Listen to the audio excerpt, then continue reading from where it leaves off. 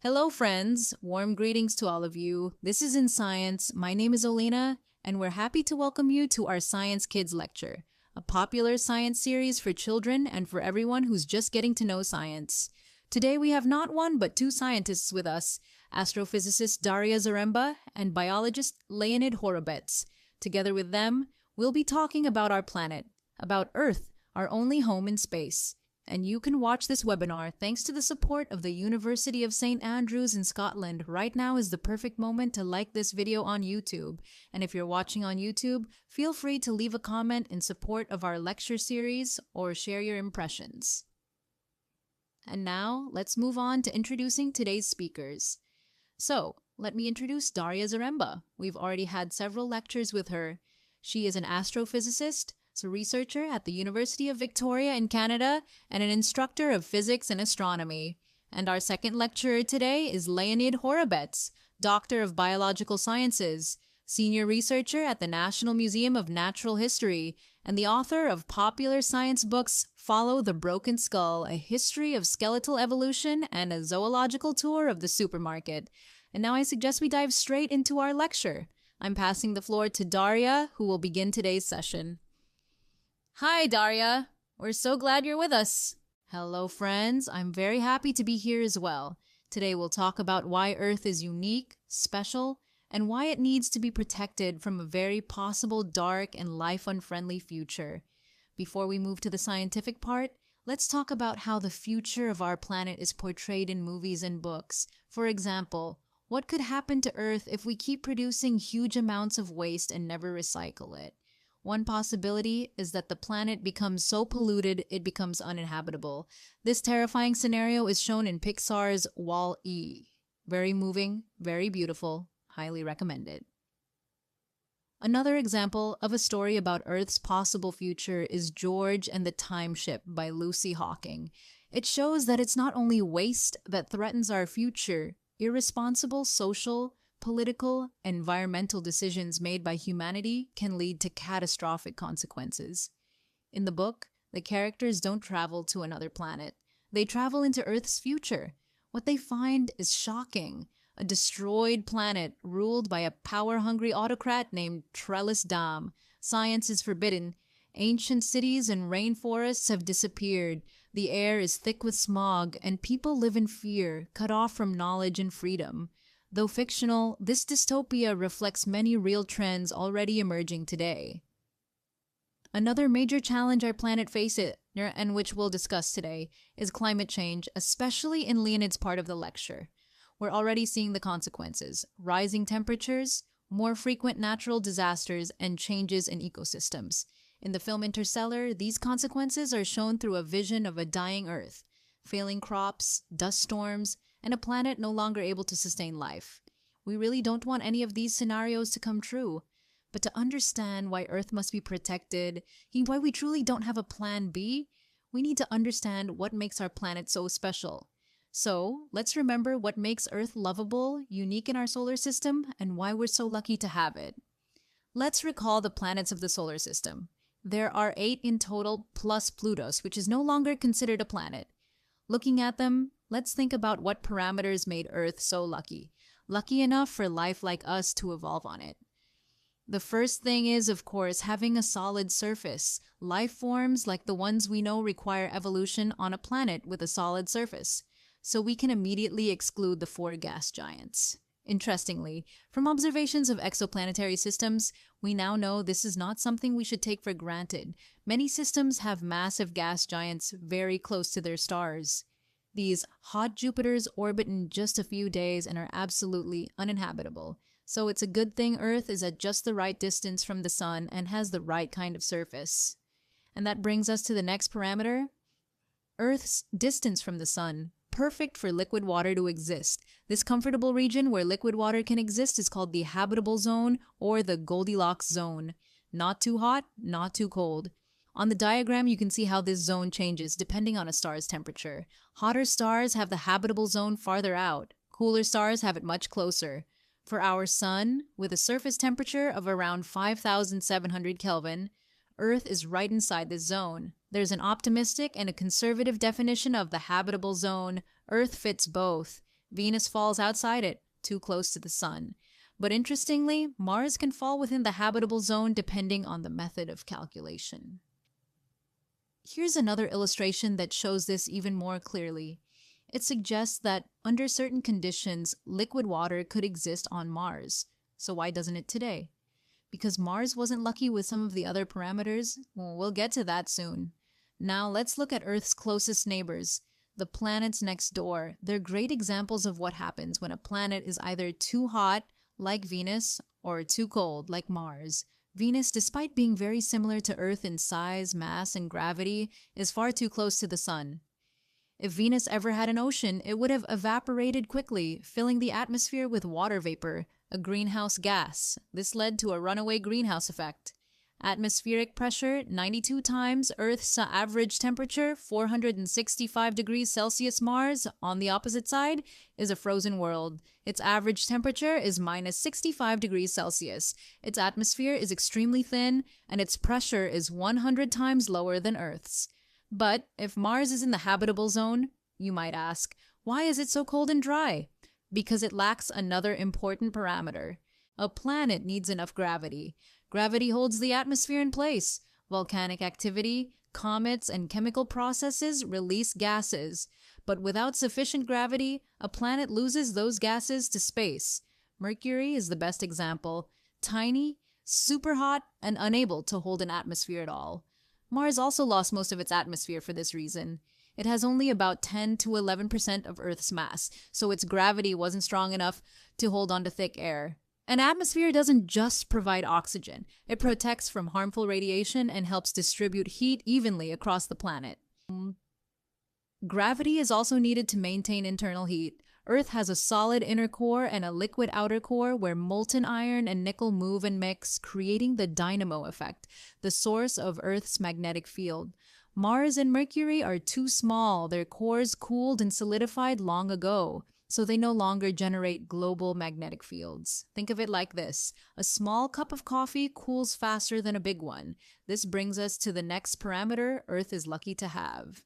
Earth has a strong global magnetic field. The movement of the molten outer core, along with Earth's rotation, produces this magnetic shield. It protects Earth from the solar wind, high-energy particles flowing from the sun.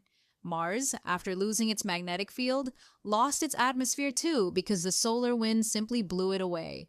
This is why Mars became cold, dry, and airless. We're also lucky that Earth's rotation gives us a comfortable length of day. For comparison, one day on Venus lasts 243 Earth days. This slow rotation is the reason Venus doesn't have a magnetic field. The core simply doesn't rotate fast enough to create a dynamo. We're also lucky Earth's axis is tilted by 23.5 degrees. This gives us seasons and a beautifully balanced distribution of sunlight throughout the year. As you can see, all these parameters are interconnected.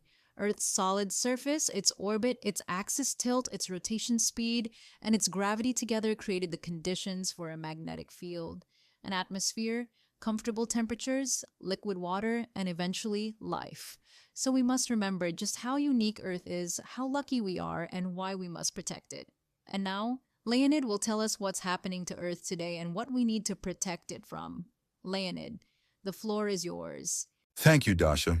I also found your part very interesting. Now I'll explain why we need to protect Earth and what dangers it faces. Humanity has long wondered whether we could move to another planet, but none of the planets we know are suitable for life right now. Some even propose creating artificial habitats, like on Mars. For example, the Biosphere 2 project. In the late 1980s, a huge sealed complex was built in the USA, both a laboratory and a research institute. It was a completely closed system. The only input from outside was sunlight. Inside, it had many biomes: a rainforest, a desert, a savanna, and an agricultural area. People lived inside it. The goal was to figure out what conditions would allow a closed mini-Earth to sustain itself. But the project did not succeed. If we cannot yet build a stable closed ecosystem on Earth, with trucks delivering supplies nearby, we are nowhere near ready to build one on Mars. So while traveling to Mars may soon become faster, colonizing it is still beyond our abilities. Which brings us back to the idea, also seen in Interstellar, that instead of escaping Earth, we must protect the planet we already have. As you know, many problems threaten life on Earth: pollution, habitat loss, species extinction, and more. Today I'll focus on one: global warming, which many of you heard about in a previous Science Kids lecture. Data from 5 independent laboratories show the same thing. Earth's temperature is rising and will continue rising. Not as catastrophically as Venus, of course, but still enough to cause serious harm. So what problems might this bring? Let's talk about the causes.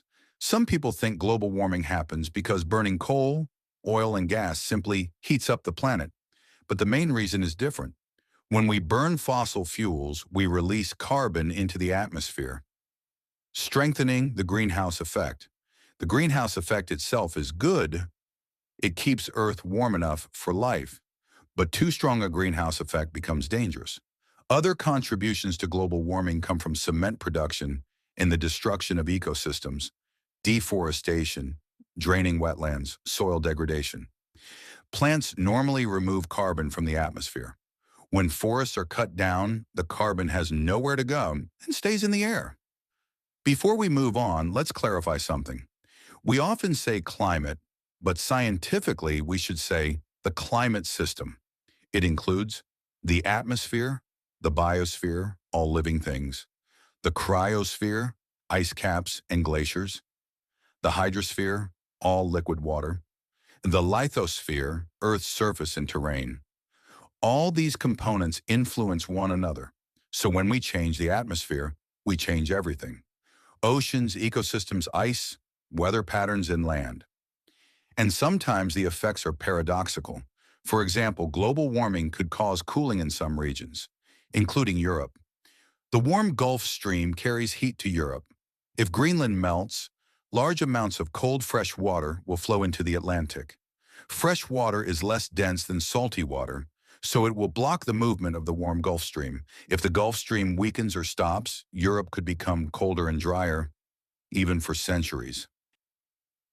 Europe is unusually warm for its latitude because of the Gulf Stream. Most western coasts of continents are deserts, but Europe is green and temperate. On this map, you can see that cities at the same latitude can have drastically different climates. Winnipeg is as far north as Kyiv, but much colder. Chicago and Rome share a latitude, but their winters are nothing alike. Without the Gulf Stream, Europe would feel much more like Canada. Other regions will also face major challenges. For example, Bangladesh, one of the world's most densely populated countries, 173 million people, would be completely underwater if all glaciers melted. Some places might see small benefits, such as Australia becoming less desert-like if an inland sea forms. But for most regions, the consequences will be severe and unpredictable. How can we stop global warming? We need to reduce carbon emissions. But industry is necessary for modern life: energy, transportation, communication. So we need energy-efficient technologies and global cooperation. This requires large emitters like the US, China, India, and unfortunately Russia to participate. But Russia's war against Ukraine has damaged international agreements and made global cooperation harder. So the problem is not only environmental and technological, it is also political. To sum up the biology block, colonizing other planets is a fascinating dream and worth exploring, but still far beyond our capabilities. Regardless of whether humanity ever reaches Mars, we must protect our home planet. Global warming is not just about higher temperatures. It reshapes the entire biosphere. It can only be solved through cooperation between nations, which is now made harder by Russia's actions and the destruction of international agreements. That's all for the biology part. And before we finish, I'd like to recommend some science fiction books prepared by the Science Kids team.